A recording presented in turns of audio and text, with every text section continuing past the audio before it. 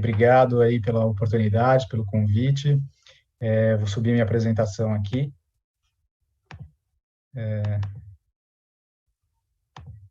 Eu não sei se é possível já ver a apresentação. Sim, sim. Sim? Ok. Sim.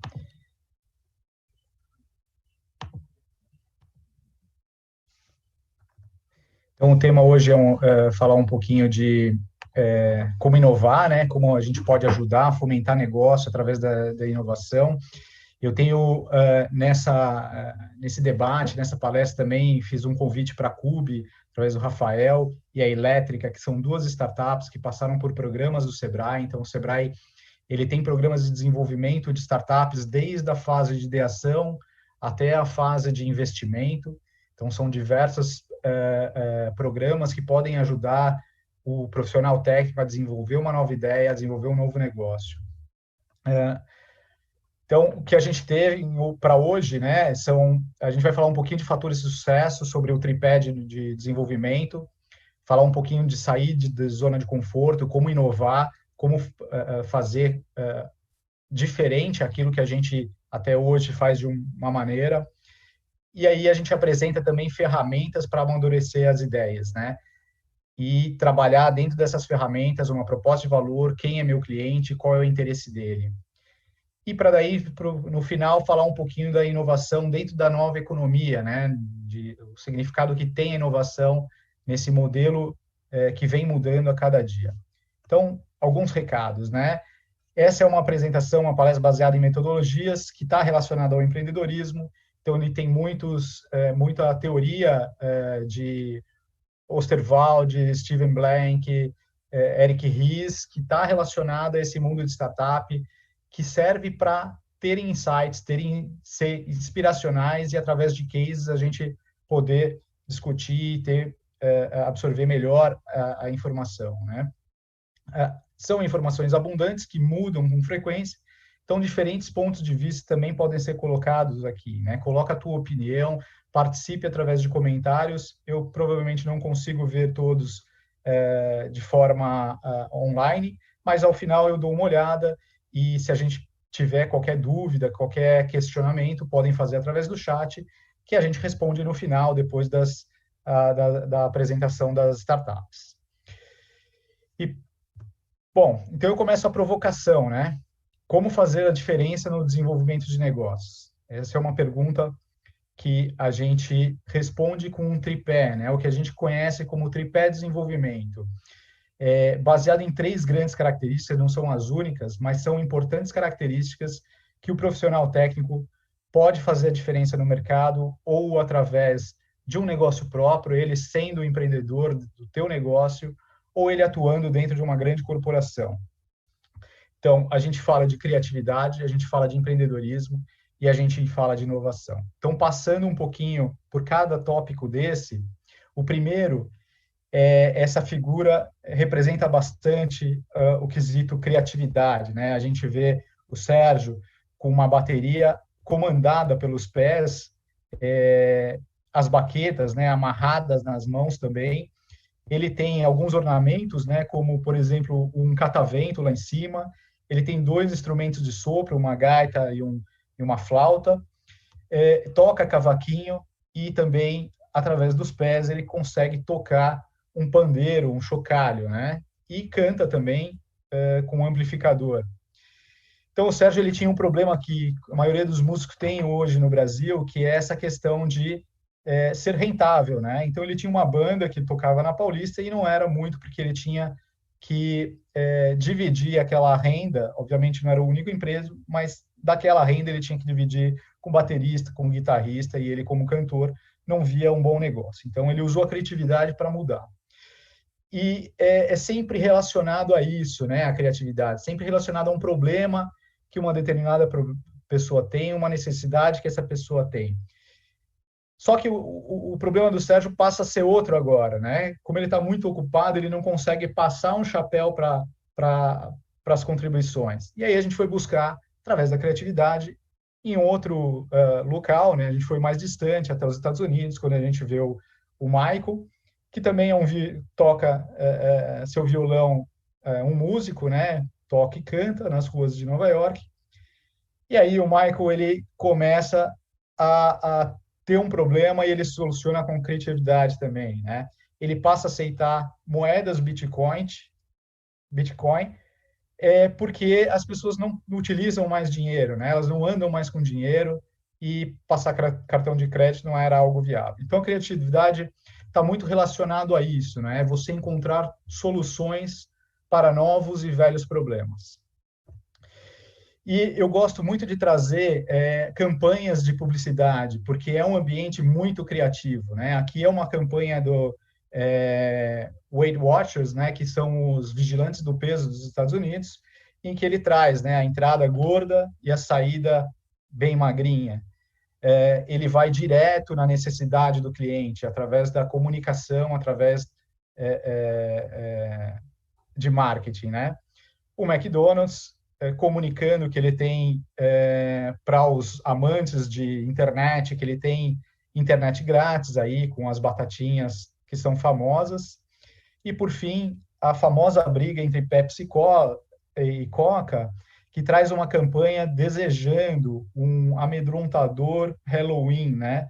Como se a capa da Coca-Cola fosse algo aterrorizador, né? A Pepsi colocando na sua propaganda. Então, são criatividades na parte de marketing, né? E a gente tem na parte de produto. Quem tem filho sabe que muitas vezes o filho não gosta de tomar banho porque cai água no olho, cai shampoo, essa é uma invenção japonesa. O pai que deixou de fazer exercício no parque porque tem uma criança recém-nascida. Aquela briga, né, de cortar a pizza que nunca sai o pedaço, ou a gente corta a caixa de papelão da pizza. Uma ampulheta, né, no semáforo, em que, deixa eu tentar colocar um pouquinho mais para cima, em que a necessidade ali do cliente é que você tenha algum entretenimento no momento que você não gosta de ficar parado.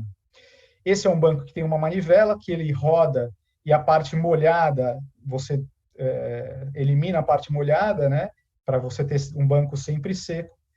E, por fim, o último exemplo aqui que eu coloco em produto, nessa parte de criatividade, é você poder, a necessidade, a dor de você não ter onde colocar, muitas vezes, um guarda-chuva que fica pingando e incomoda, né? Ele se transforma numa sacolinha. Então, métodos que ajudam na criatividade.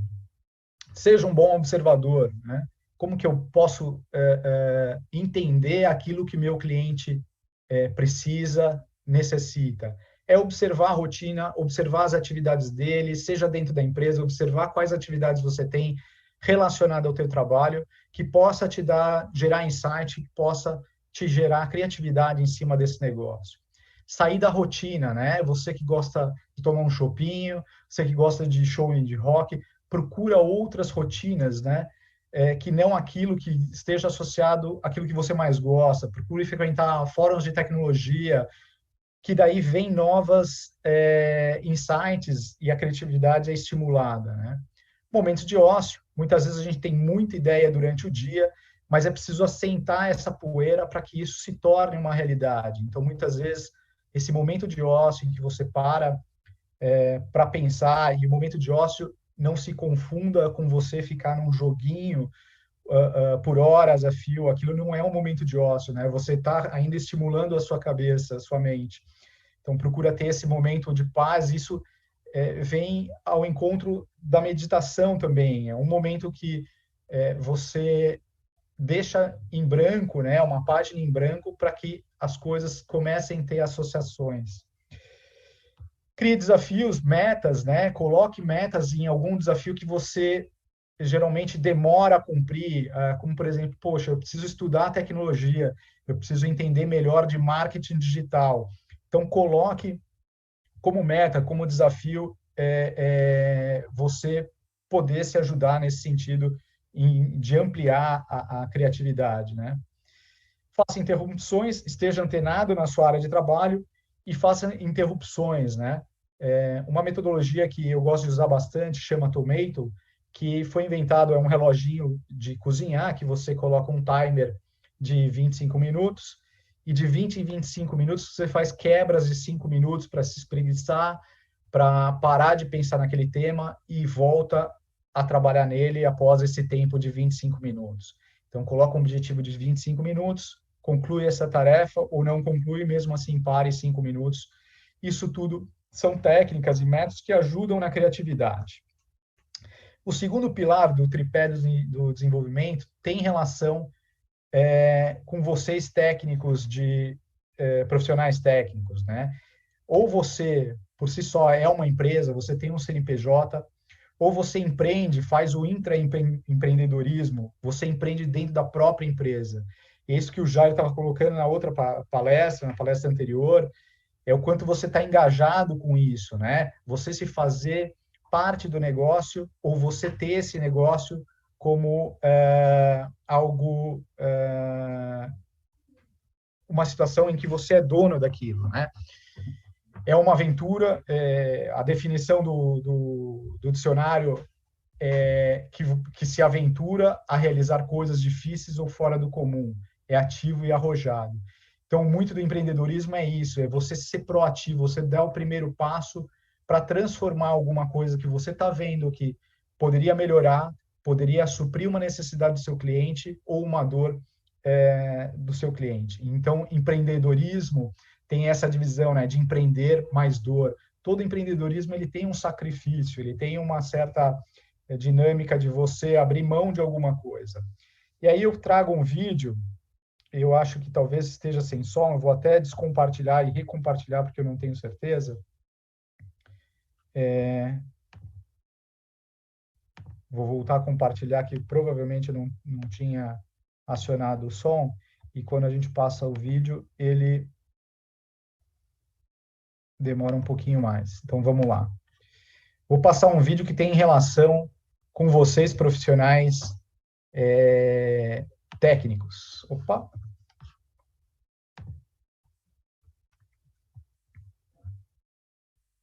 Some people like to climb mountains. I like to build planes. Meu Deus do céu. Vamos de novo. Some people like to climb mountains. I like to build planes in the air. I grew up wanting to be on a wing, wanting to be up this high. Sometimes the temperature up at altitude will reach 60 below. It's brisk, it's refreshing. You never know what you're going to come across up here. Canadian geese, mallards. Owls. These people back here, that's why I come to work.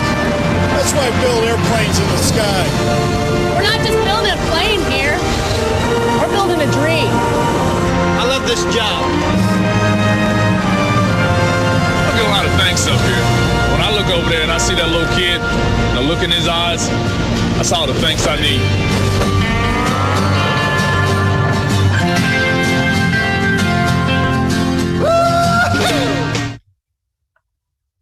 Eu gosto desse vídeo porque ele traz bastante sobre o que é ser empreendedor, né? No final você vê uma cara meio que tipo, nós estamos adorando fazer isso, mas uma afeição, um pouco de sofrimento e, ao mesmo tempo, um pouco de amor, né? A gente vê diversas vezes startups que começam no nosso programa de desenvolvimento em conversas muito particulares dessa solidão, né? Dessa quase como uma dor, né? De crescimento. Então, empreender é isso, né? Você dar tudo de si para um negócio que faz parte de um sonho. E aí, o terceiro ponto do tripé do desenvolvimento, né? Aqueles fatores que fazem a diferença para o crescimento, que é a inovação. A inovação, muitas pessoas confundem inovação com invenção, né? A invenção, a gente pode pegar o exemplo clássico do aviador Santos Dumont, que fez o 14 bis, me fugiu um pouco o nome, que fez o 14 bis. Santos Dumont é um inventor, ele não é ele não fez uma invenção, ele não mudou a indústria aeronáutica, né? O que ele fez foi inventar o voo, inventar o avião.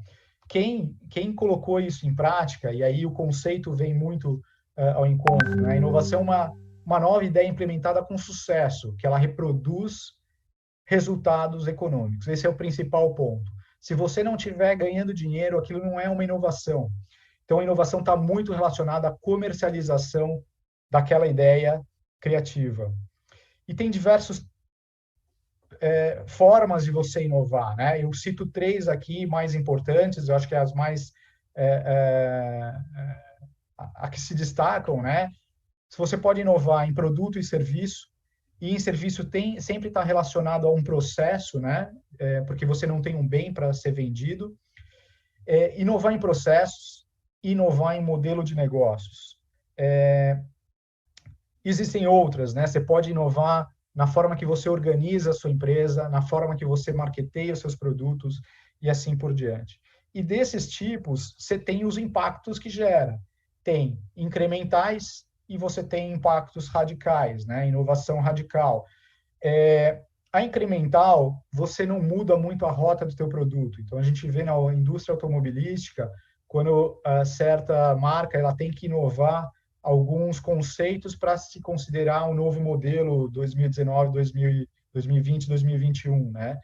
Já a radical é quando você muda completamente um conceito, quando você deixa de usar uma linha fixa para você usar um telefone celular.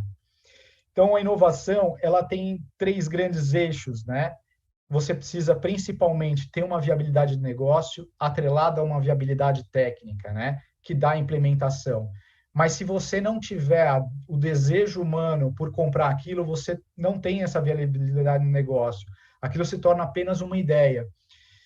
E, do contrário, se você tem o desejo humano e a viabilidade técnica, aquilo só é uma inspiração que você teve, ou você tem uma inspiração, mas que ainda não se concretizou porque ela não virou um negócio. Então, a inovação, ela faz parte da conjunção dessas 3 coisas, né? E aí uma pergunta que vem é, sabido isso e de forma simples, né? De certa forma, as pessoas entendem que são conceitos que é possível atuar na prática, né? Não é algo inato, que você precisa nascer com aquilo, melhor, nato, que você precisa nascer com aquilo ou herdar de alguém, né? Isso você pode ter metodologias para desenvolver isso. Então, por que a maioria das pessoas não utilizam esses fatores, esses 3 fatores do tripé, como propulsores de transformação? A inovação, a criatividade e o empreendedorismo, né? Tem alguns mitos por trás, né? O primeiro deles é relacionado a P&D. Eu não tenho um departamento P&D dentro da minha empresa que a gente possa inovar, que a gente possa considerar. Ou, eu não tenho tamanho suficiente e eu quero a construção através de recursos, né? Seja humanos, seja tecnológico. A gente vê 2 startups aqui presentes que vão poder dar exemplos que nasceram de 2 pessoas e muitas vezes sem investimento algum. O mito do Einstein, né? Só grandes gênios podem fazer a diferença com ideias inovadoras. Aqui eu trago o exemplo do iPod, que foi uma ideia que, assim como vocês, freelancers muitas vezes, era um freela de TI, o Tony Fadell, que apresentou para o Steve Jobs, que contratou 35 pessoas para desenvolver o primeiro protótipo. Então, assim, inovar não está relacionado à genialidade, né? E muito menos com sorte. Não é uma questão que ela pode ser sistematizada, né? Ela tem metodologias para você inovar. Muito menos ela está baseada em tecnologia. A gente viu pelos tipos de inovação que não é só tecnológico, né? Você inovar num processo, você muitas vezes tem um super ganho financeiro e você não investe muito em tecnologia, mas sim em capital intelectual. E os últimos 2 mitos relacionados ao pense grande, né? Que a maioria das pessoas acha que os novos modelos de negócio são saltos gigantescos, né? O Netflix veio e foi avassalador para o mercado de aluguel de fitas. Na verdade, o Netflix era um locador de fitas também, de DVDs. E o primeiro teste que ele fez foi enviar para ele mesmo um DVD de filme para ver se aquilo chegava de forma segura, né? Para ver se o modelo funcionava. E, por fim, o sucesso comercial surge de ideias que ninguém teve antes. E para falar um pouco desse mito, eu trago um outro vídeo, mas antes disso falar um pouco de qual é o seu sonho, né? Inovar e empreender está relacionado a um amor, né? O que o Jairo estava comentando. Você precisa gostar muito do que você faz e colocar isso no negócio. E muitas vezes está relacionado a assumir riscos, né? A se arriscar. Então eu estava comentando que as ideias elas não é uma grande ideia que se transforma, né? Ela acontece de diversas maneiras. Esse vídeo mostra bastante como que diversas ideias elas podem se constituir. Há 5 anos, venho investigando a questão sobre de onde vêm as boas ideias. Acho que é um problema pelo qual todo mundo está intrinsecamente interessado. Queremos ser mais criativos, queremos ter ideias melhores, queremos que as nossas organizações sejam mais inovadoras. Observei esse problema sob a perspectiva do meio em que vivemos. Quais são os espaços que fizeram a história ao gerar níveis extraordinários de criatividade e inovação? Eu descobri que em todos esses sistemas existem padrões recorrentes com os quais nos deparamos repetidas vezes e que são cruciais para criar meios que são extraordinariamente inovadores. Batizei um desses padrões de palpite lento. Ou seja, as ideias revolucionárias quase nunca surgem num momento de grande perspicácia, nem num surto repentino de inspiração. As ideias mais importantes levam muito tempo para evoluir e passam um bom tempo dormentes, hibernadas. Só quando as ideias completam 2, 3 anos, às vezes 10 ou 20 anos amadurecendo, que se tornam exitosas e úteis de uma certa maneira. Isso ocorre, em parte, porque as boas ideias normalmente surgem da colisão entre 2 palpites menores, que formam, portanto, algo maior do que eles próprios. É comum observar na história da inovação casos de alguém que tem metade de uma ideia. A grande história da invenção da internet e Tim Berners-Lee, ele trabalhou 10 anos nesse projeto, mas no início ele não tinha uma visão completa do novo meio que acabaria inventando. Ele começou a trabalhar num projeto secundário que lhe ajudasse a organizar os próprios dados, mas acabou descartando o projeto depois de alguns anos e começou a trabalhar em outra coisa. Só depois de 10 anos surgiu a visão completa da internet. É assim, com muito mais frequência do que imaginamos que as ideias surgem. Elas precisam de um tempo de incubação e passam um bom tempo nessa forma de palpite parcial. Outra coisa importante ao considerarmos as ideias dessa maneira é que quando elas ganham forma nesse estado de palpite, precisam colidir com outros palpites. Geralmente, aquilo que transforma um palpite em algo extraordinário é outro palpite que andou povoando a mente de outra pessoa.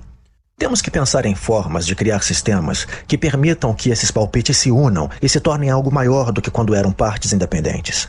Por exemplo, é por isso que os cafés durante o Iluminismo e os salões parisienses do modernismo eram motores de criatividade, pois eles criavam um espaço onde as ideias pudessem se misturar, se combinar e gerar novas formas.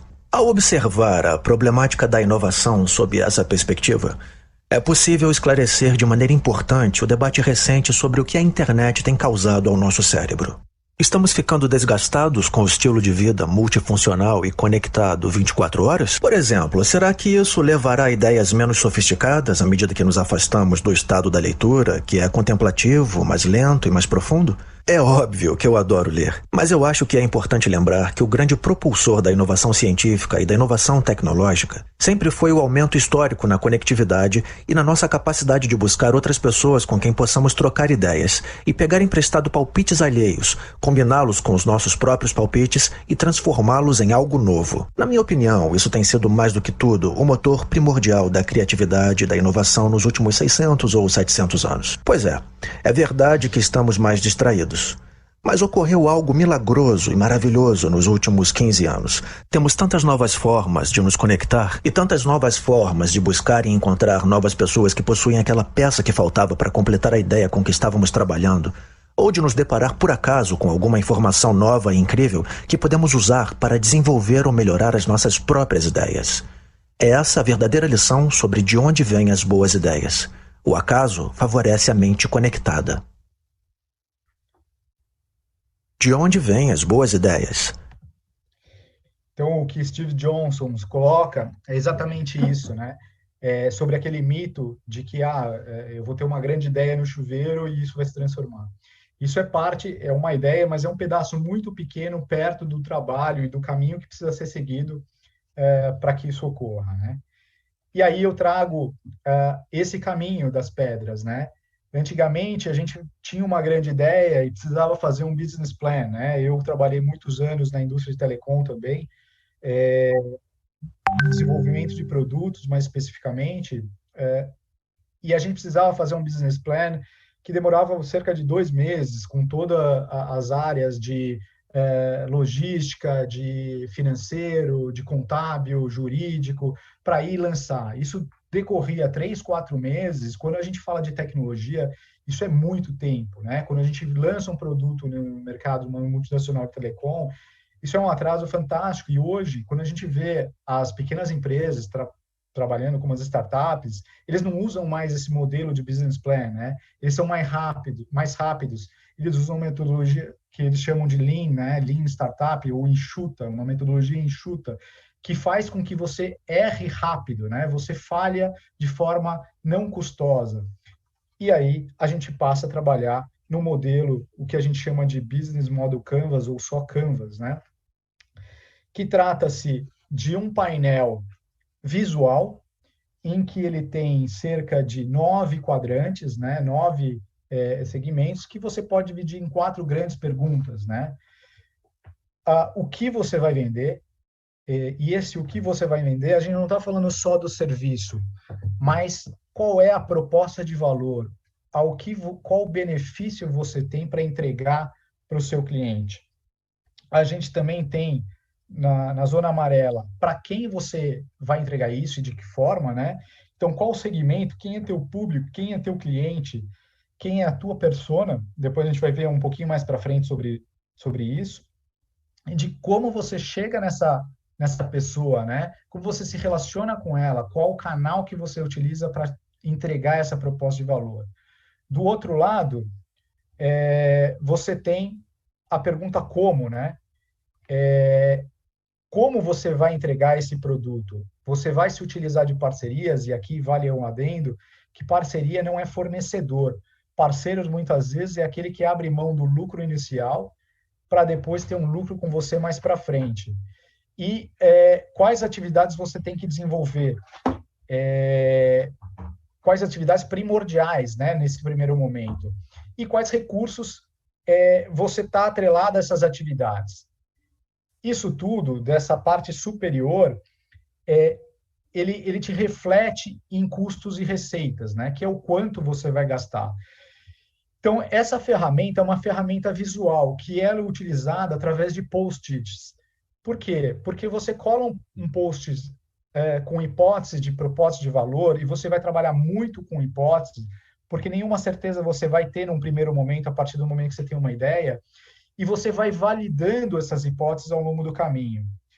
Não é à toa que a proposta de valor ela está centrada nessa metodologia, ela é o centro de tudo, e é a parte mais importante junto com para quem você vai vender. Todo o resto, ele vem através das descobertas, mas o principal e o ponto que mais as startups penam é identificar uma proposta de valor válida para isso. E quem é o teu cliente? Quando a gente fala em quem é teu cliente, a gente não fala de forma genérica, né? Uma última informação é que a parte amarela está relacionada a valor e a parte azul a eficiência, né? Você consegue reduzir seus custos através da parte azul e você consegue entregar valor através da parte amarela. Então, observando a parte de segmentos de cliente, né? A gente usa muito a terminologia de persona e ela difere do público-alvo. Qual é essa grande diferença? Quando eu falo de público-alvo, a gente está falando de uma definição muito ampla. A gente não fala de hábitos, né? A gente tem um espectro muito grande. São gerentes de marketing entre 30 e 45 anos que trabalham em grandes empresas, não gastam muito tempo na internet, e a renda mensal é de 5 a 30 mil. Então, você vê que dentro desse espectro tem muito comportamento, tem muita definição que se perde e muitos hábitos de consumo, de compra, que se perdem aí no meio quando a gente fala de público-alvo. Quando a gente fala de é algo mais específico, é algo mais sobre o consumidor ideal. Eu dou um nome para essa pessoa, para esse persona, que depois eu posso refletir ele em público-alvo. Mas, primeiramente, eu tenho que saber que essa pessoa de amarelo é o Diego, ele tem 33 anos, ele é gerente de marketing, ele é casado, ele tem 2 filhos, tem tempo livre, gosta de frequentar show de jazz, está nas redes sociais, fez pós-graduação em marketing digital, sofre muita pressão pela diretoria para bater suas metas e ser valorizada pela empresa. Então, olha quanta informação importante que não tem no público-alvo, que tem na persona, mais utilizada para você poder fazer a sua comunicação no futuro, utilizando aquela forma de como você se relaciona com o seu público. Então, persona é um perfil semificcional que representa o cliente ideal, criado para ajudar seu negócio a compreender melhor o teu cliente. Então, muitas vezes, a gente tem, de forma genérica, né, homens em torno de 50 anos, pais. Aí eu tenho George Clooney e o Charlie Sheen. São 2 figuras que estão nessa faixa aqui. São pais, são homens, estão nessa idade. Mas quando a gente vai a fundo, Charlie Sheen é uma pessoa meio que doidona, meio alternativa, enquanto o George Clooney não tem esse perfil. Então, às vezes, eu quero vender um produto para um espectro muito grande e não consigo porque minha comunicação não se adequa a esse público. Um outro case que eu trago aqui, né? Quando eu coloco uma academia, esse público ele é muito abrangente. Eu quero vender para todo mundo, eu quero minha academia lotada.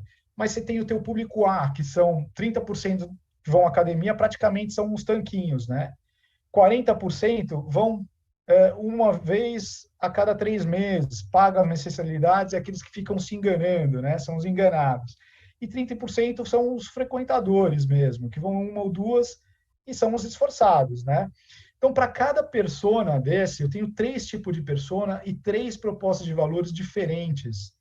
Eu não estou falando que você vai fazer uma academia só para os tanquinhos, mas eu estou falando que quando você se comunicar com cada uma delas, vai ser de forma diferente. Como que isso se reflete numa grande corporação? Quando você vem num projeto, você tem diversas pessoas que compram a tua ideia. Desde o decisor que vai assinar o cheque, até o usuário, que quem vai utilizar, por exemplo, um sistema de software, existem diversas camadas que você vai ter que convencê-las e entender o que é importante para cada uma delas, né? Então, eu tenho o influenciador, que vai fazer com que a tua proposta ela chegue até o decisor. Eu tenho o comprador, que é quem vai fazer todo o processo burocrático da empresa de colocar isso à venda, colocar esse processo para vender. Eu tenho os recomendadores, que são outras pessoas que já utilizaram em outras empresas que vão estar falando bem. E eu tenho aquelas que são sabotadores, né? Que vão falar mal daquilo, porque ela conhece um outro fornecedor que é amigo dela e ela vai querer interferir nesse negócio. Então, esse é um pouco o ambiente que a gente encontra no B2B, né? no negócio dentro de corporações, dentro de empresas. Então, falando um pouquinho de como descobrir a persona, o que você vai ter que fazer, eu apresento outra ferramenta que acopla aquela. É o mapa da empatia.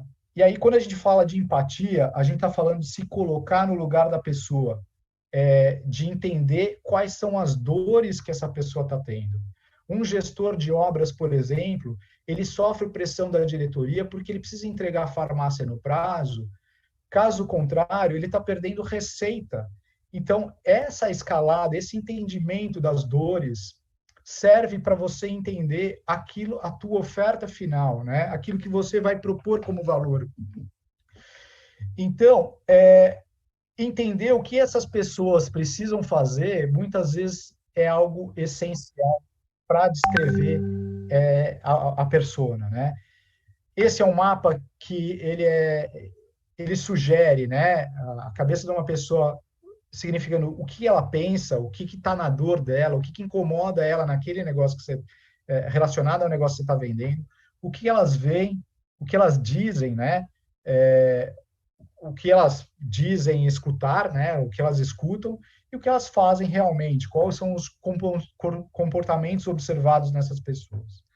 Então, essa também é uma ferramenta visual que você pode trabalhar com posts, colocando hipóteses daquilo que você acredita num primeiro momento. Então eu acredito que esse gestor de obra ele faz isso de pirraça comigo. Então eu vou observar para ver se ele faz com outras pessoas ou se está relacionado com esse comportamento comigo ou se é algo, uma pressão maior, entendimento com essa pessoa. E a gente falou do segmento, para quem que a gente está vendendo, e aí a gente passa a falar do coração do Canvas, né? Da proposta de valor, que está muito relacionado com o que você vende, qual que é o teu produto. Se é um serviço, você muitas vezes é o teu produto. Então, a forma de você se apresentar, a forma de você conversar, aquilo já é uma venda.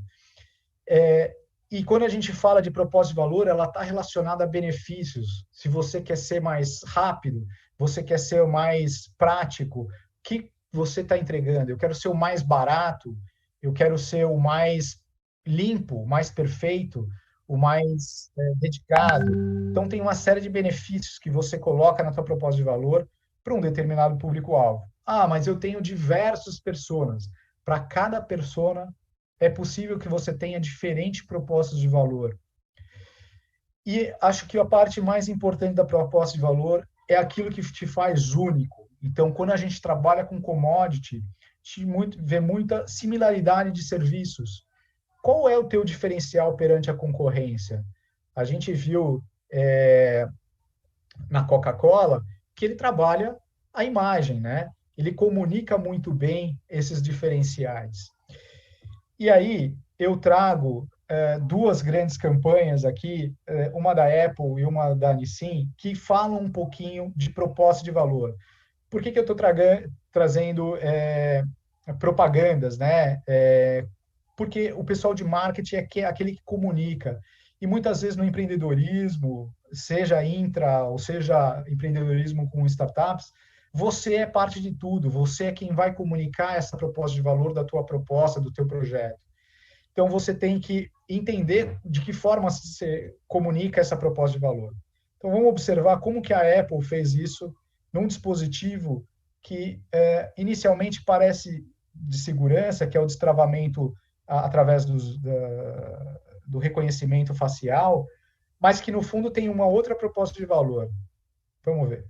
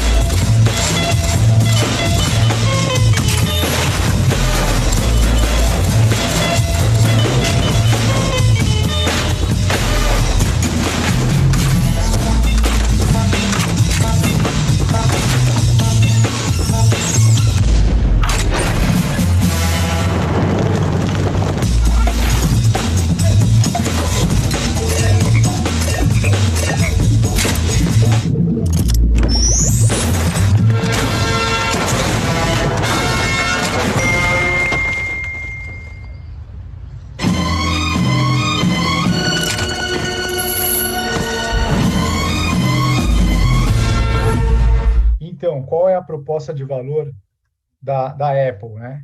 Ela parece estar relacionada com a segurança, mas ela está muito comunicativa para uma questão de praticidade, né?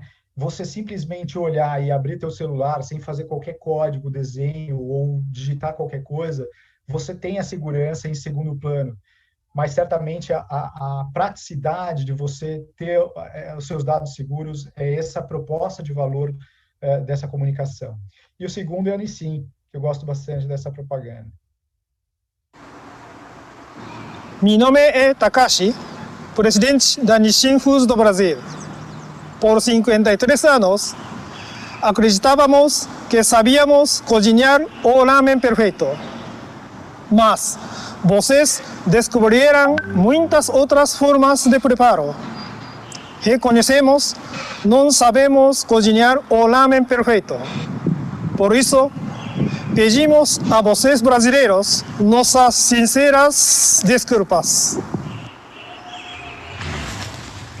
Então, quando eu falo de proposta de valor, continuem cozinhando do seu jeito. Quando eu falo de proposta de valor da Nissin, ela está muito relacionada à simplicidade num segundo plano. Quem já não fez um mexido ali no no lamen, né? Colocando salsicha, colocando outros ingredientes da sua preferência, mas ela transmite a proposta de valor muito relacionada à versatilidade, né? A você poder, através de uma coisa rápida, você poder utilizar da melhor forma que você coloca, né? O presidente reconhecendo e pedindo desculpa, porque nós somos criativos o suficiente de transformar um prato como um lamen em algo muito mais calórico, digamos assim. E aí, quando a gente fala de proposta de valor, quando eu falo que você tem que ser único naquilo, me retrata a Estratégia do Oceano Azul. É um livro muito bom, fica aqui a indicação, que traz um exemplo do Circo du Soleil, que é um circo, não sei se todos conhecem, mas que ele é diferente daquilo que já tinha sido visto, né? A Ringling Bros and Bonner Ballet era um circo super renomado de 100 e poucos anos, que acabou morrendo por conta de separações ali no meio, mas também teve esse quesito de diferenciação do Circo du Soleil. E os circos menores, regionais, eles seguiam essa dinâmica, né? Então, você vê no gráfico o vermelho é o Ringling e o azul, esses circos regionais. Então, você vê que preço era barato, mas eles tinham astros circenses, espetáculos com animais, espetáculo com vários picadeiros, diversão de humor, vibração e perigo, picadeiro único. O que o Circo du Soleil fez? Ele foi nadar num oceano que não tinha ninguém, que a gente chama de oceano azul, né? Ele colocou o preço lá em cima, tirou os animais, porque existia uma polêmica muito grande de usar os animais, colocou astros circenses, passou a ter vários picadeiros, e aí começou a ter também temáticos, né? Tem o Circo du Soleil da água, do fogo, e um ambiente mais refinado, com música e danças artísticas. Então, ele diferenciou, ele saiu daquele modelo de commodity, tentar bater o concorrente pelos mesmos atributos. Então, tentem pensar nisso. Que tipo de atributo meu serviço tem que eu posso me diferenciar da concorrência?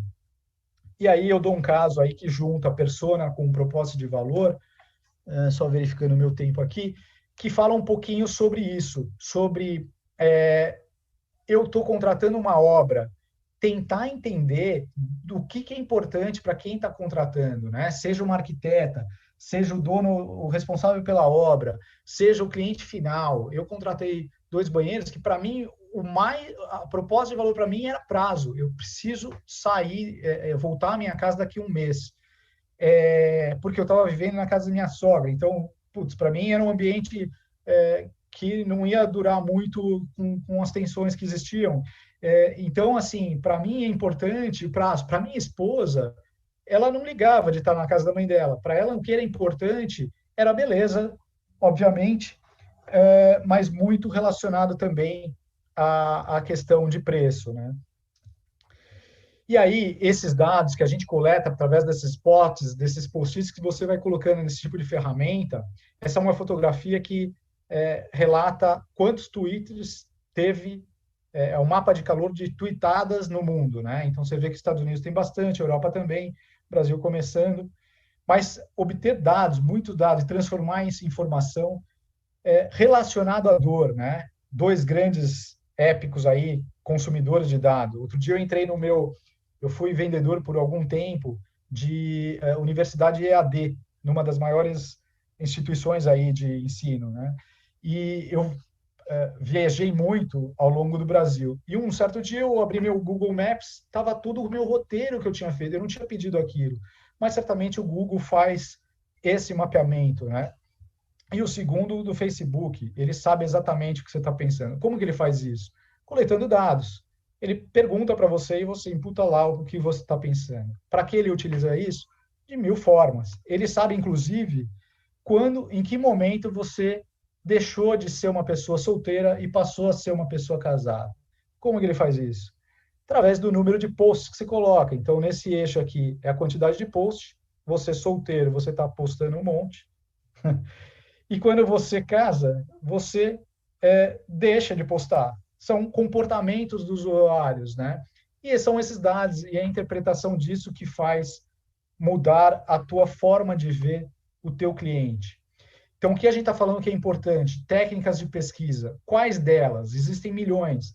A mais importante nesse momento em que a gente fala desse eixo de comportamento e atitudinal, o atitudinal se refere àquilo que você necessita, mas que você trocaria, então, que você não trocaria. Então, vou citar um exemplo. Do meu trabalho até a minha casa, eu passo sempre num posto, porque é aquele que está no caminho. Eu posso trocar, mas é aquele posto que eu estou acostumado, porque é o único no meu caminho. Ou a senhora que vai no mercado em uma praia em São Sebastião, ela só tem um mercado muito próximo dela, a 6 quilômetros, e o outro só a 50 quilômetros. Então, isso está relacionado ao comportamento dela, né? Esse behavioral está relacionado ao comportamento. Já o atitudinal, ele está relacionado ao amor pela marca, à emoção. Ele reflete aquilo que eu não troco o meu Apple por nada, eu não troco o meu Samsung por nada, porque a proposta de valor se encaixou muito a isso. E quando a gente fala de técnicas de pesquisa, a primeira que está relacionada ao amor, que é onde a gente precisa fisgar o cliente, e não pelo comportamento mental, tem que ser uma entrevista, né? E não a parte quantitativa, simplesmente eu disparar um e-mail para 1000 pessoas. É o que a gente fala, entrevistas, tá? Entre as vistas, é o olho no olho. É da forma que você vai sentir a pessoa, se aquilo lá é uma dor ou não. É uma fronte primária, e aí, quanto mais conexões, mais ideias, quanto mais ideias, mais soluções. Então, procurem fazer essa conexão através de entrevistas presenciais, para que você sinta o arrepio na pele da pessoa quando você fala do seu produto e aquilo realmente é um problema.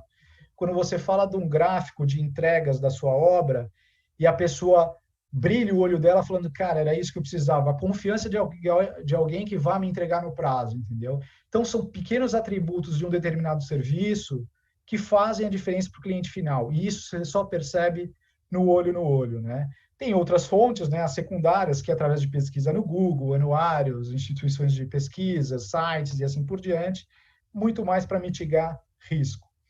E aí, para contar um pouquinho como essas empresas fizeram, essas startups utilizaram essa metodologia para chegar onde estão, queria convidar a CUB, através do Rafael, para contar um pouquinho de quem é a CUB e a Elétrica também, num pitch rápido, numa fala rápida, de como isso afeta as startups, como eles pensaram nisso e qual o patamar que eles estão e como eles podem ajudá-los nesse mercado.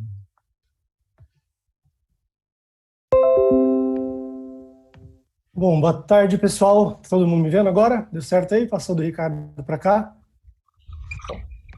Sim, perfeito. O Ricardo só vai parar de compartilhar a tela dele. Para poder pegar para mim, né? Bom, vamos lá. Eu vou falando enquanto isso aqui, enquanto eu compartilho a minha tela. Já consegui? Boa tarde para todo mundo. Deixa eu tirar vocês aqui da frente. O Ricardo já fez uma apresentação, pessoal. Na verdade, já falou um pouquinho aí, né, do que ele queria para os próximos passos. Me apresentando, meu nome é Rafael, eu sou um dos fundadores da CUB. E, assim, o Ricardo pode até me corrigir se eu estiver errado, mas eu acho que a ideia dele foi dar um pouco de materialidade de tudo que ele tem comentado aí nos últimos 40 minutos, sobre estratégia, sobre coisas que acontecem com os empreendedores e quais são as ferramentas ideais para a gente realmente montar uma empresa e fazer com que ela funcione, né? Como que a gente realmente gere valor para clientes, seja numa empresa super inovadora ou seja numa empresa tradicional. Então, eu acho que essa foi a ideia dele, de nos convidar, não só eu, como depois o Oswaldo, que vai falar depois de mim, para mostrar um pouquinho da jornada das nossas próprias empresas, né, que nasceram como ideias lá atrás, que passaram por vários estágios nesse meio de caminho e que estão onde estão hoje. Então, eu vou gastar aqui alguns minutinhos falando um pouquinho dessa jornada, do que é a CUB, o que a gente faz. E deixei também uma coisa no final, que eu acho que, né, não foi um acaso, né? O Ricardo acho que até nos convidou por causa disso, mas a CUB é uma startup que tem um cunho muito técnico dentro de casa e a gente tem uma interface muito forte com tanto sendo contratado por e contratando técnicos do nosso dia a dia. Então eu coloquei ali algumas coisinhas no final, que são coisas que nós achamos relevante na hora de, né, trabalhar com essas pessoas, contratando-as ou sendo contratados por elas. Então, vou gastar aqui alguns minutinhos antes de passar a bola, mas vamos lá. Para quem não conhecia, eu imagino que a maioria não conheça, se é que alguém aqui conhece, A Cube Energia é uma empresa, é uma startup, uma empresa de tecnologia, hoje focada no mercado de empresas que utilizam energia elétrica. Isso quer dizer, basicamente, qualquer empresa que a gente conhece por aí, né? A grande maioria do Brasil hoje usa energia elétrica como uma fonte energética, né, para rodar no dia a dia, seja um escritório, seja um supermercado, seja uma indústria do porte que for, é muito comum. E hoje o papel da Cube é ajudar gestores e tomadores de decisão dessas empresas no que tange energia elétrica. Meus clientes aí têm todo tipo de, vamos dizer assim, de mercado e segmento que eles atuam, né? Então, aqui alguns exemplos hoje do que a gente faz no mercado. Tem desde grandes construtoras, tanto dentro e fora do Brasil, hoje que a gente atende, empresas de extração mineral, empresas de serviços, empresas de energia, né? Instituições de educação e tudo mais. Então, a gente tem um portfólio extremamente variado, que a única coisa que eles têm em comum é que todo mundo usa energia no final do dia. E eu vou tentar aqui, falando um pouco do que a gente faz, com alguns paralelos do que o Ricardo tinha trazido, né, de alguns elementos.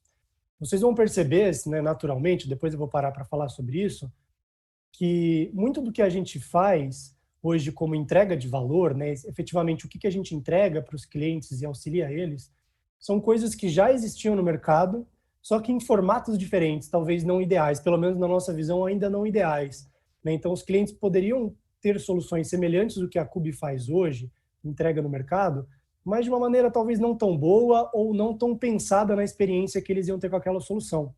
Então, muito do que a gente tem foi muito mais no sentido de uma inovação, de puxar algumas pontas e constituir um serviço que faça sentido, que realmente o cliente sinta que no final do dia a Cube está lá para ajudar e realmente que entrega valor, né, para ele, dentro de sua operação.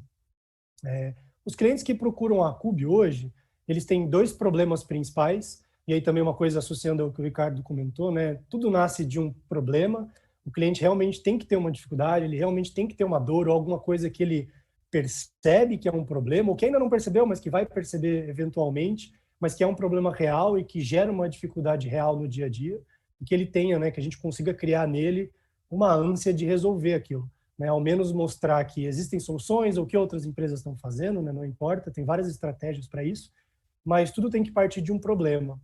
E outra coisa que o Ricardo comentou, né, que a gente, às vezes as pessoas ficam muito presas, numa ideia, ou em um pulo do gato, alguma coisa muito que é um estralo assim que vem, o que não é verdade, né? Acho que na prática, aquele vídeo do avião é muito parecido com a nossa realidade. O que acontece mesmo hoje na prática, e aí seguindo a trajetória da Cube, é que a gente encontra esses problemas, a gente explora eles bem profundamente com esses clientes, tenta entender mesmo o que o cliente passa, e quais são as melhores maneiras de ajudar, e a gente vai compondo uma solução que faça sentido ali para o dia a dia daquele cliente e que realmente seja a melhor possível para que ele realmente pague por isso, fique feliz com isso e conte para os outros que usou, está feliz e seja ali uma boa divulgação da sua solução. Então, os problemas que a gente tem aqui na Cube hoje, que a gente realmente ajuda os nossos clientes, o primeiro deles é super simples, que é a dificuldade das empresas de terem dados confiáveis de seus processos produtivos. Muito comum, né? Você perguntar aí todo mundo na casa de vocês ou nas empresas, a gente recebe uma conta de energia lá no final do dia, não sabe se foi o chuveiro, se foi a máquina de lavar que gastou energia, né? A Cube não atende pessoa física, mas as empresas têm exatamente a mesma dificuldade hoje, né? Grandes industriais ou grandes varejistas recebem contas enormes no final do mês. A gente tem cliente aqui que a conta de energia chega a ser maior do que a folha de pagamento, mas que não sabe o que está lá dentro. Então, eles têm uma dificuldade muito grande em saber, ter um pouco mais de informação para poder se portar na hora de tomar uma decisão dentro de casa.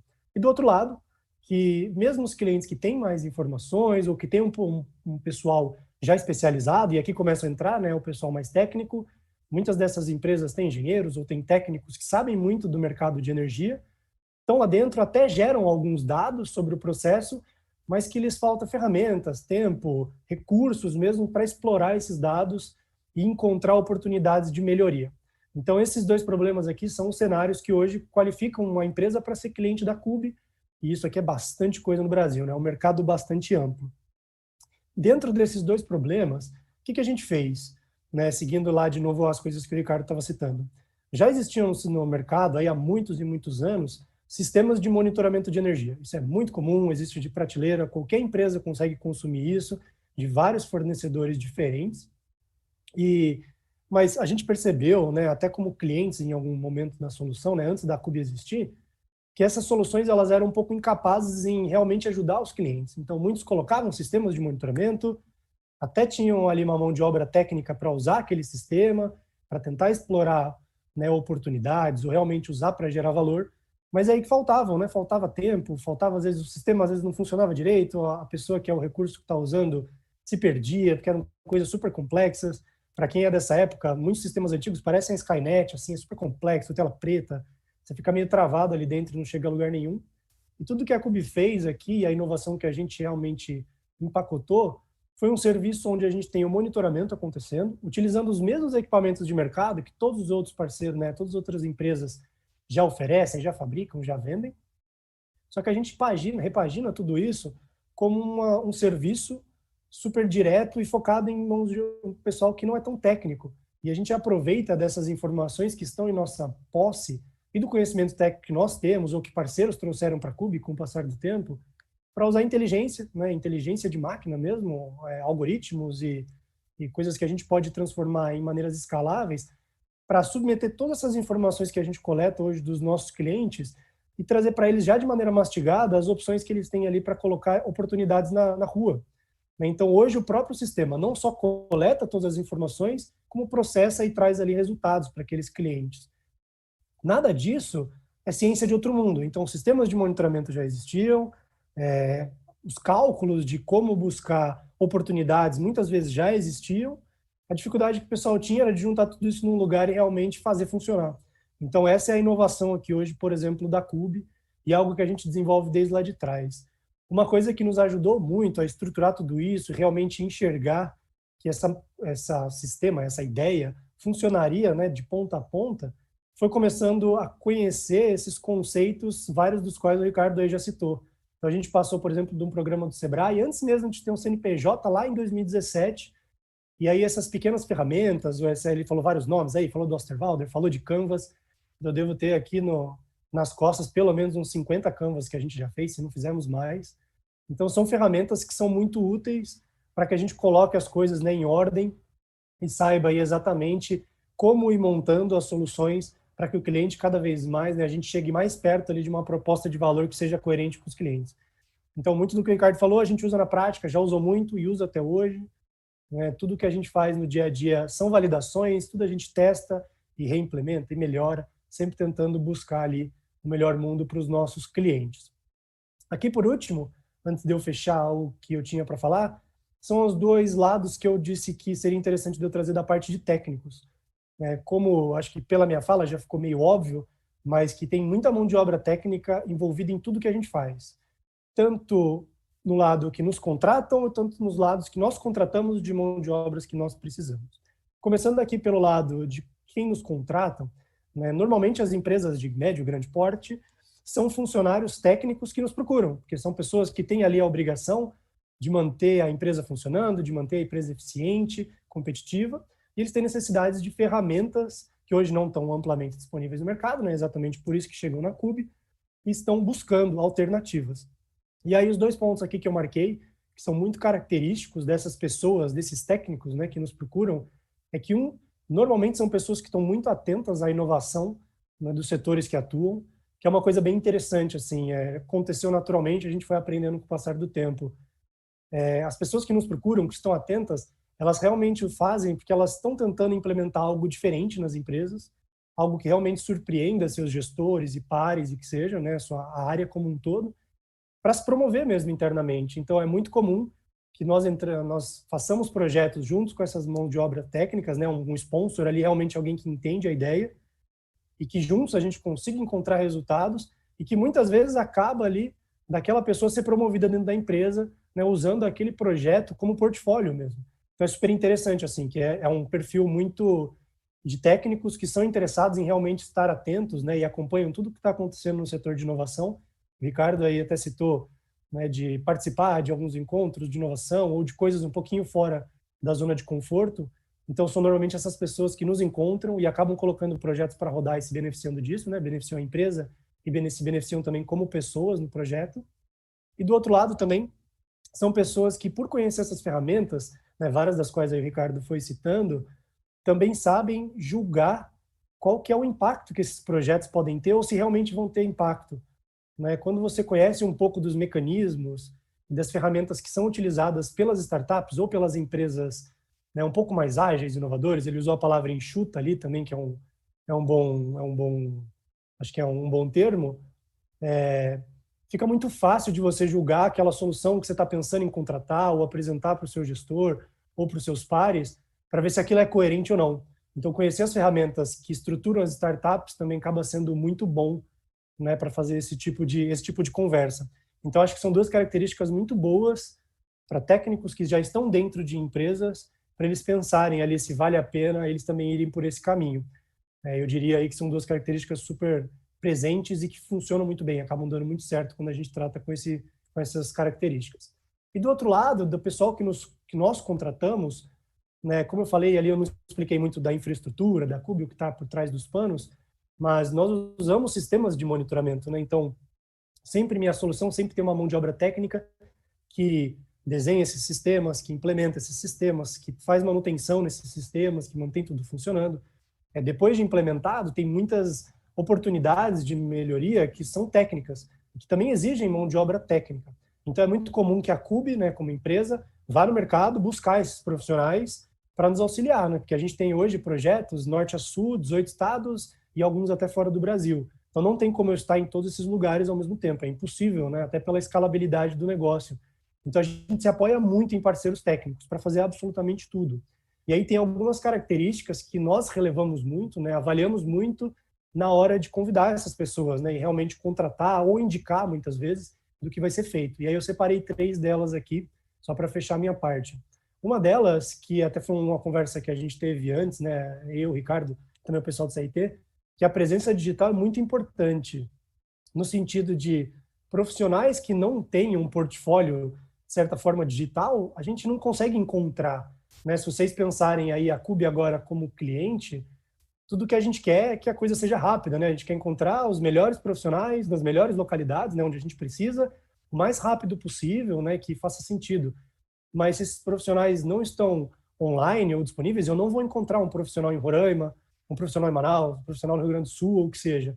Então, essa presença digital ela é muito importante, né? O LinkedIn a gente usa muito para isso, né? Mesmo quando alguém nos indica, que é muito comum hoje no mercado, né? Muitos de vocês aí já devem estar acostumados com isso. Quando alguém indica uma mão de obra, o primeiro lugar que a gente vai verificar é o LinkedIn, né? Para ver realmente quem é a pessoa, onde ela já trabalhou, se já trabalhou para alguém, quem são as pessoas que ela conhece. Muitas vezes as pessoas se conhecem, né? As conexões do LinkedIn são muito fáceis de encontrar. Então, pedir indicações até de pessoas que estão lá conectadas também. E por aí vai. Então, acho que a presença digital no LinkedIn é muito importante e muitos técnicos não têm isso hoje, que é uma grande dificuldade para quem contrata encontrar. E um site também, né? Para quem já tem uma empresinha estruturada, seja uma MEI, né? Até tinha visto o chat que eu estava lendo no início, pessoal perguntando de MEI e tudo mais. Seja alguém que tem MEI ou que tem uma microempresa ou o que seja, é importante ter essa presença, esse portfólio, porque mostra ali mostra que a empresa ou a pessoa teve o cuidado de realmente colocar ali uma imagem, né, e que está atenta, que alguém vai olhar aquilo e vai entender que é uma empresa séria. Então, esse é um dos pontos mais importantes, assim, que a gente pena muito para encontrar parceiros. Do outro lado, acho que o segundo ponto, experiência no tema. Para quem está recém-formado ou para quem ainda tem pouca experiência, não entenda experiência realmente só como eu já fui contratado, já fiz um projeto do tipo, ou eu já fiz 100 projetos do tipo. Não é só isso, né? A experiência nas coisas que a gente busca hoje é muito legal, mas muitas vezes essa experiência também vem da proatividade desses técnicos. Então, já acontece muito da gente falar assim, você já fez tal coisa, e a pessoa falar assim, eu nunca atuei numa empresa fazendo, porque ninguém me deu oportunidade, mas eu já comprei tal, fiz aqui em casa, montei tudo mais, fiz sozinho e funcionou, e fiz o teste tal, né? É muito comum isso. O pessoal que é técnico, que é muito curioso, acaba estruturando experimentos por conta, né? Então, e acabam, né, só por ter feito isso, entendem dos termos, das dificuldades e tudo mais, que seria também de um projeto real. Não é tão bom quanto uma experiência real, mas ainda assim é super bem vista pela gente e que funciona muito bem. Para quem não tem experiência, ninguém não consegue, às vezes, uma oportunidade, cria a experiência que quem contrata acaba relevando isso bastante. E por último, eu acho que é o último ponto aqui para eu fechar, não sei nem se eu estourei já meu tempo, mas é a parte, não só associar a parte técnica, né, já que são técnicos, conhecem muito da parte técnica, né, isso já está nas entrelinhas, mas também a gente releva muito para os técnicos que têm uma certa atenção ao cliente, muito também do que o Ricardo estava citando, né, de você ter aquela visão de que o cliente, no final do dia, você tem que agradar o cliente, né, você tem que entregar valor para ele da melhor forma que, né, que for possível.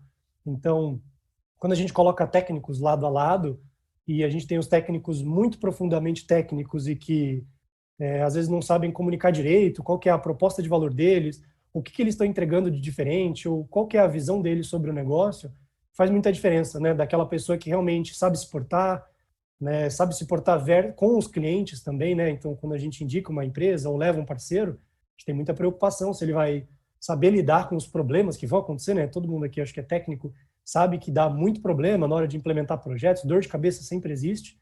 Então, esse lado de pessoal mesmo, né? De lidar com pessoas, a gente vê com muitos bons olhos, porque ajuda muito, né, na hora de lidar com crises que vão acontecer, é totalmente inevitável. Então, esses profissionais que têm esses cuidados com as imagens deles, né, no mercado, então tem uma presença digital, sabem conversar com clientes e sabem se portar nessas situações, né, realmente tem uma presença ali com pessoas muito boas, acho que são os pontos aí que a gente mais releva na hora de contratar esses parceiros. Eu acho que, não sei se eu passei do meu tempo aqui, pessoal, mas era basicamente isso do que eu tinha. Se alguém tiver uma dúvida depois, aí o Ricardo já falou, joga no chat, a gente vai, acho que está no final para conversar. Se alguém quiser bater um papo comigo depois também, eu deixo meus contatos aí, podem ficar à vontade para fazer qualquer pergunta. Eu vou passar a bola agora para o Oswaldo, que vai falar um pouquinho da experiência dele, né, com a startup dele, né, que também veio de dentro do Sebrae, aí, de certa forma, e aí ele vai tocar daqui para frente, beleza? Obrigadão aí pelo tempo, pessoal. Vou descompartilhar aqui a minha tela para passar para o Oswaldo.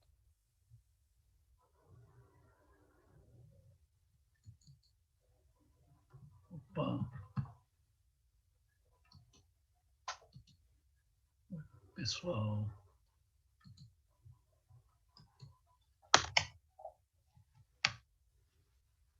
Oi, pessoal, boa tarde. Eu vou estar colocando aí para vocês a nossa apresentação a respeito da elétrica, né?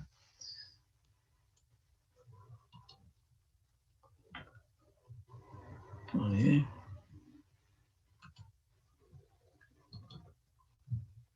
Ok. É um prazer estar me dirigindo a vocês aí, uma boa tarde a todos. Muito obrigado aí pela Rafa, pelo Ricardo Martins, pelo convite que nos fez para estar apresentando um pouco do nosso negócio, da nossa startup elétrica, né?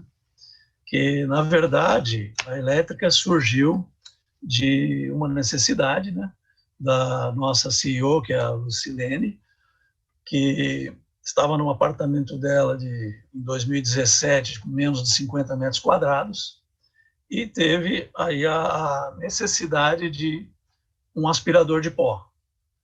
Mas ela, na verdade, ela não queria comprar o aspirador. Ela buscou na internet, procurou nos meios disponíveis e não conseguiu encontrar um produto para locação.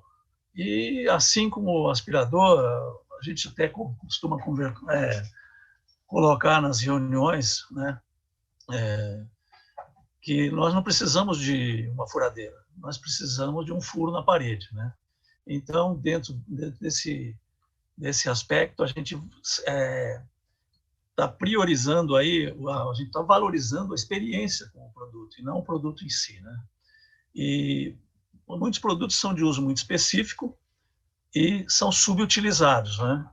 E nesse contexto surgiu a ideia de Itacrema Elétrica, que é uma plataforma de locação de produtos eletrodomésticos, eletroportáteis e eletroeletrônicos, né? Então, com isso, nós conseguimos fazer com que diminua o descarte de produtos usados que acabam contaminando aí o planeta, afetando a sustentabilidade, né? Gerando um passivo ecológico muito grande. E colocamos no mercado a oportunidade que as pessoas têm de pagar pelo uso, que é uma tendência, né, dessa economia globalizada, né, de pagar somente pelo uso, per use, né?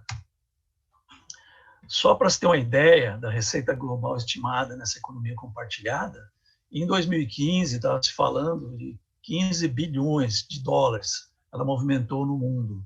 Isso é uma pesquisa da PwC, uma consultoria aí renomada. E para 2025 está se prevendo 335 bilhões que vai movimentar essa economia, através de troca, compra de usados ou locação. Então, é um segmento muito forte e que está crescendo muito. Nós desenvolvemos aí um site e um aplicativo, né, para que o cliente possa acessar, né, a locação dos produtos com facilidade, né? Então, é uma linguagem bastante simples e fácil de utilizar. Aí uma ideia do fluxo, né? Nós partimos lá no item 1, que foi a ideação do produto, em dezembro de 2017, né? Com a Lucilene tendo aquela dificuldade lá, aquela dor que ela queria resolver. Aí, no começo de 2018, em fevereiro, nós participamos na incubadora do Sebrae, em São Paulo, né?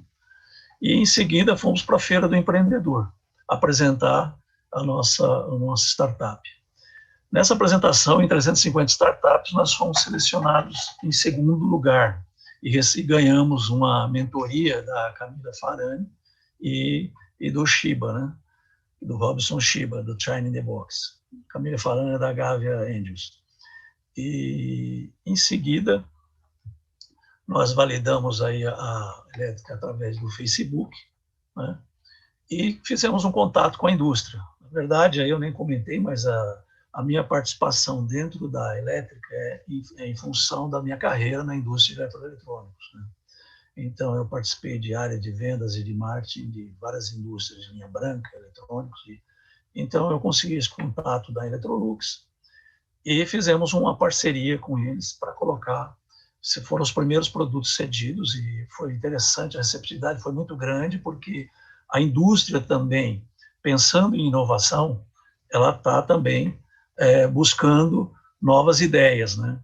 E essa tendência, né, que já existe no mundo, aí já existe há muito tempo com carros, né? E agora está tendo até uma evolução do modelo de locação para carro autônomo. A indústria eletrodoméstica também está preocupada, porque e tanto a de eletrodomésticos, portáteis, eletrônicos, porque esse modelo existente hoje de se comprar um produto e usufruir deste produto muitas poucas vezes durante o ano, né? E deixar esse produto lá na residência, lá ocupando espaço, esse modelo está, a própria indústria percebeu que ele está com os dias contados, né? Então, fomos muito bem recebidos e estabelecemos essa parceria com a Electrolux no mês de junho de 2018 e seguimos com o projeto, né? Participamos depois, lançamos o site, né? E participamos em seguida no projeto de aceleradora do Sebrae, no Palácio Campos Elíseos, né, no Startup SP, que foi o programa do Sebrae. Então, tivemos aí um apoio bem interessante para poder estar seguindo aí a nossa trajetória de parcerias e desenvolvimento dessa startup. Em seguida, fizemos a parceria com a IPC Brasil, que é uma empresa de lavadoras de carpete e de sofá, Mondio Eletroportáteis, Gama Italy, né, Eletrobeleza, Asus, eletrônicos e computadores, notebooks, celulares, né? E, mais recentemente, o mês passado, fechamos uma parceria com a Quinto Andar, que é uma startup de locação, hein, que teve um crescimento fantástico, é um dos unicórnios brasileiros, né, que atingiu aí 1 bilhão de faturamento. E nós estamos no início de uma parceria que a tendência é que seja bem interessante para o nosso crescimento aí e desenvolvimento, né? Vai ser aí um divisor de águas para a gente. A ideia dessa parceria está focada em economia de tempo, dinheiro e espaço, né? Que são os jargões utilizados pelo Quinto Andar. E estamos apostando também numa entrega rápida, em 2 horas, e com um pagamento de 5% do valor do eletrodoméstico novo. Então, a taxa de locação vai ficar em torno de 5% do valor de um eletrodoméstico novo. E a pessoa não precisa ficar acumulando produtos dentro de casa que não usa com frequência, né? Então, nós estamos começando essa parceria na capital, em São Paulo capital, e a tendência depois é se estender para outros estados e a gente entrar com a elétrica no aplicativo do quinto andar também. Temos aí um crescimento bem interessante. A elétrica foi pensada para você. Então, aí está aquela avaliação de persona, a diferença entre persona e público-alvo, que o Ricardo estava comentando, né? Morando com amigas, começando vida a 2, meu primeiro AP é compact, né? Então, esses são os principais argumentos aí de colocação da elétrica no mercado. Até então, nós estávamos trabalhando com locação avulsa, eram locações de curto espaço de tempo, e com essa parceria com o quinto andar, nós estamos desenvolvendo aí um modelo de long stay para a linha branca, que seria uma locação mínima aí para 12 meses. Então, aí já fica mais interessante, porque assume aquela característica mesmo de assinatura, né? Então, a gente consegue um retorno, né, financeiro de longo prazo também, que dá mais condições e gás aí para desenvolvermos o negócio, né? E um modelo de cozinha completa também, alugue a cozinha dos seus sonhos por uma mensalidade que cabe no seu bolso. Aí nós selecionamos os principais eletrodomésticos que compõem uma cozinha para quem está entrando no imóvel vazio e que precisa do básico para tocar a vida, né? A locação é muito simples, né? O site está bem amigável, você informa o produto, os dados da entrega e seleciona o pagamento online e pronto. Já estamos entregando o produto, né? Outro item que não foi comentado, nós vamos atuar aí na área de limpeza, de cozinha, de ferramentas, de beleza, tecnologia, fitness e diversão. Então, nós vamos abranger todas as áreas, né, que uma pessoa pode precisar de ajuda de eletrodoméstico, eletroeletrônico na casa dela. E nessa parceria com o quinto andar, nós estamos oferecendo aí benefícios exclusivos para os clientes, né, através do Clube Elétrica, que é um clube que nós criamos onde tem possibilidade de compra de serviços e outros produtos através dessa plataforma, com descontos e direto do fabricante ou do prestador. Então, isso aí já oferece mais uma vantagem para quem está adquirindo, quem está se tornando aí um cliente elétrico, né? Saldão Elétrica, né? Produtos com até 40% de desconto. Da mesma forma que uma Localiza, que aluga carros, ela tem aquelas revendas de carros usados, nós também vamos ter o saldão nosso dos produtos que já passaram por um período de uso e com um desconto aí bem interessante para o cliente elétrico, né? Com parte dos benefícios, né? Experiência elétrica, teste antes de comprar um produto. É muito comum a indústria de eletroeletrônica, quando se lança uma inovação, você tem uma curva aí de aprendizagem do cliente até conhecer o produto, até sentir assim, motivação suficiente para desembolsar um valor, porque geralmente a indústria eletroeletrônica trabalha com obsolescência forçada. Ela sempre apresenta novidades e torna obsoleto o produto que está em linha, né? E você vai estar sempre renovando em cima dessas renovações. Então, essa experiência elétrica foi muito bem aceita pelas indústrias que nós fizemos contatos, porque eles têm esses lançamentos de produtos e eles têm necessidade que o consumidor faça essa experiência antes, sem comprar o produto, que vai ser, e aí a elétrica cai como uma luva. Ela vai conseguir entrar e fazer essa experimentação, a pessoa faz essa experimentação do produto. Um exemplo, um aspirador de pó robô, né? Aquele robô que você liga, vira as costas, vai tocar a sua vida e ele fica limpando a tua casa sozinho. É um produto de R$ 1.500, R$ 1.800. Então, pouca gente tem assim, segurança de comprar esse produto imediatamente e levar para casa. Então, o preço de uma locação, que não vai chegar a 10% do preço do produto, ele vai experimentar esse produto e saber se é o que realmente quer. E ele vai ter segurança para ir buscar o produto na loja ou então tirar da cabeça que é aquele produto, né? Então vai atender tanto ao cliente como ao fabricante. Isso daí é um item bem valorizado que nós estamos tocando com muito carinho na elétrica. E um item que vai atender, que vai ser bem interessante para vocês, técnicos que estão nos ouvindo, é que a elétrica vai disponibilizar na plataforma dela um portal para profissionais se cadastrarem. Porque nessas parcerias que nós estamos fazendo, nós estamos trabalhando muito em condomínios, nós estamos trabalhando em alguns clusters, né? E nas mais diversas regiões da Grande São Paulo. E nós vamos precisar de pessoas que estejam localizadas nessas regiões para poder estar prestando serviço para a elétrica, né? E então aí vai um convite a vocês de depois entrarem no nosso site, né? E estarem observando lá esse cadastramento, que é bem interessante aí para vocês. Agradeço aí a oportunidade a todos e o Ricardo deve estar continuando agora.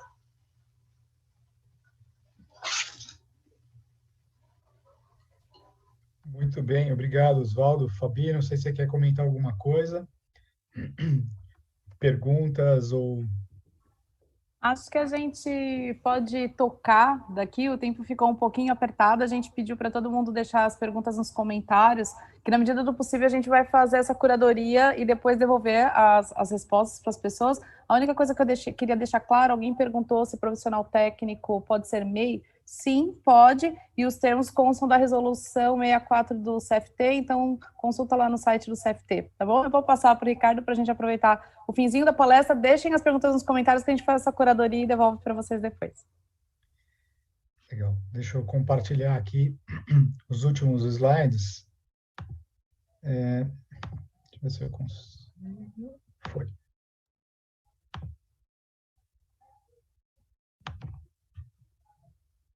Legal. Então, um pouquinho do que a Cube Elétrica trouxeram, né? Um pouquinho da mudança de mercado, né? O quanto o mercado mudou. Aí a Mary Barra, CEO da GM, uma indústria automobilística, afirmando que os próximos anos, os seus indicadores, que eles chamam de KPIs, né? Eles deixarão de ser aquilo que eles acompanham, né? Deixarão de acompanhar os carros que são vendidos para passar a contabilizar os KMs rodados, porque o importante para a GM é que você tenha o carro da GM e utilize ele na forma de serviço, né, de modelo de negócio. Quantos de nós não vimos essa indústria mudar, né? Blockbuster, que deixou de vender e passou a Netflix num modelo de negócio de alugar filmes, né? A Kodak com a câmera digital e tantos outros aí que ficaram no meio do caminho por transformações do mercado que acontece, não necessariamente por um competidor direto teu, né? E aí a gente citando, né, que o mundo vai ser uma grande aluguel de serviços, né? A Amazon, assim como a Netflix, deixa de vender livros e filmes e passa por assinatura. Um exemplo brasileiro nosso da Brastemp, com aluguel também dos filtros de água, Spotify, Waze e assim por diante, né? Quantos a gente não conhece que nessa nova economia viu a oportunidade de inovação dentro do modelo de negócio. E aí o desafio de fazer isso com um modelo de negócio é você pensar diferente da própria lógica, tentar entender que aquele oceano vermelho ele pode ser mudado a partir do momento que você altere pequenos atributos ou atributos que estejam relacionados a uma proposta de valor válida, né? Também a dificuldade de pensar no modelo de negócio em vez de tecnologia e produto. Isso é um erro muito comum, você ficar focado no produto. Eu tenho que... O importante, assim como a elétrica citou, né? Como é importante você mudar, ele não focou na venda do produto, ele focou no modelo de negócio, e alterando isso, ele passa a ter uma oportunidade, inclusive, de venda do produto no final. E a falta de ferramenta sistemática, né? Então, a gente vê a Saraiva com 104 anos, 85 lojas, com pedido de recuperação judicial, né? E aqui um pouquinho do que foi falado, né? O mercado de seguros também, de serviços, né? Que é pautado muito no preço do seguro, está atrelado a como você afeta esse preço, então a localização que você mora, as multas e sinistros que ocorreram, quem né, qual é a idade dessa pessoa e como o mundo afeta o preço. O tempo de uma determinada região, o custo de reparo, o imposto, a sinistralidade daquela região. E aí vem um pouco as startups para balançar esse mercado de seguro, passa a injetar tecnologia, que é um pouco que a CUB comentou, né, para o mercado de eletricidade, e começa a usar um serviço Pay as you use, né, you demand. E aí a gente vê a Sul América indo atrás aí desse tipo de serviço, né, que ela monitora através do celular que você baixou o aplicativo dela, o limite de velocidade nas vias, se você freia bruscamente, se dirige em lugares seguros e se evita distrações, como o uso do próprio celular enquanto você dirige. Então, ela capta essas informações num banco de dados, analisa essa informação através de inteligência artificial e te dá um preço de mercado sob demanda. Putz, o teu preço vai aumentar porque você está sendo muito agressivo no volante, e assim por diante. Então, é importante olhar como o modelo de negócio ele acaba mudando, né? Por fim, eu colocaria um caso aqui do mercado de café, né? A gente tem os casos mais comuns, pó de café versus o Nespresso, a maquininha com cápsulas, como já mudou, né? De um para o outro, e outros, né? Eu tenho essa embalagem que vem com pó de café, 21 gramas de café super premium, com o próprio filtro em que você derrama a água dentro desse produto e você é capaz de fechar com o ziplock para que essa ebulição do pó e mais água possam te produzir um café fresco e você possa servir aonde quer que você estiver.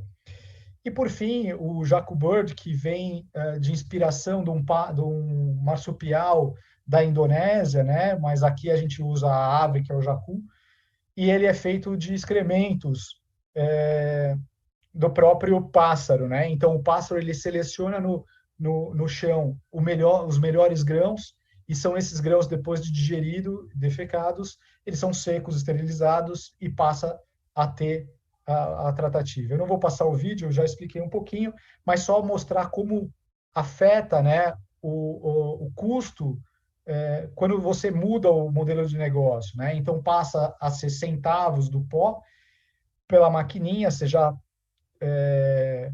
mais de 30 vezes o valor, e depois você começa a agregar uma proposta de valor diferenciada até chegar num patamar mais um modelo de negócio bem diferente, né? E para fechar, eu deixo essa frase dizendo que a insanidade é fazer a mesma coisa e esperar resultados diferentes. Então, eu espero que vocês tenham se inspirado nas coisas que foram trazidas, não só por mim, mas pelo Rafa e pelo Oswaldo aí das duas startups, CUB e Elétrica. E também deixo aqui algumas referências dessa palestra e coloco essa condição, né, que vocês nunca parem de estudar, nunca parem de crescer mentalmente em criatividade, em insights e empreendedorismo.